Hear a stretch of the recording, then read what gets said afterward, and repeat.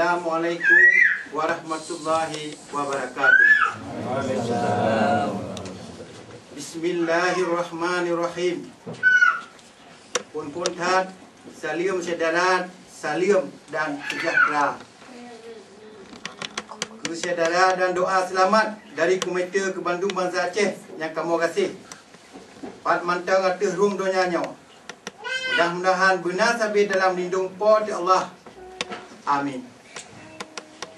Uraya nak ke 20 Desember 2007.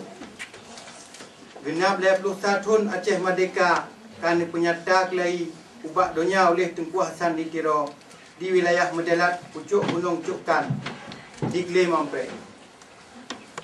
21 tahun ketanya bangsa Aceh kata penyata roti tamedang kedraw Hanali Tasitat perintah dari Jakarta dan bibuh nibak Bandung hubungan politik, sejarah, militer, ekonomi dengan bangsa pura-pura nakih penjajah Indonesia. Dan kita nyawa kata musumpah cik atihnan Allah dan atihnan para syuhada yang kali lebih awal guplikir kita nyawa bak ni petun nang graw dan bendera pusaka bahawa kita nyawa hantar tim le dijajah dihina dipegat Saban Sakri oleh bangsa luar yang dekat dari belah di laut. Karena penutuh yang kata coknya, maka selama 21 tahun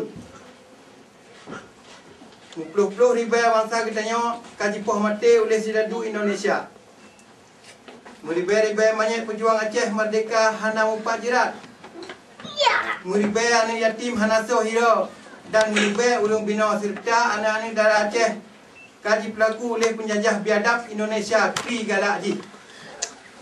Kurban-kurban yang mandum raya tat kagubri oleh bangsa Aceh yang tujuan ji nak untuk pergisah kelai delat negara Aceh dan untuk tubuh kelai Yum Merdeka yang kagadahnya. Uronyo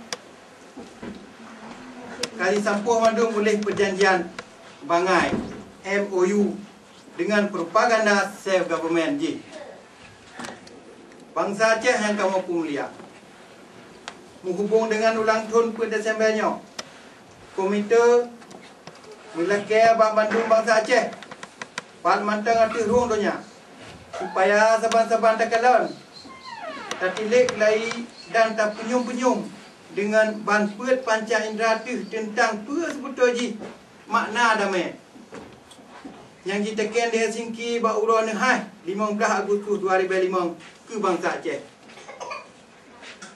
Dengan lahir perjanjian atau maaf Helsinki, maka akibat ji hanjit han antara lain yang pun bangsa Aceh kagadah negara sinambung successor state yang disebut dalam surat penyata Aceh Merdeka yang dipenyata oleh wali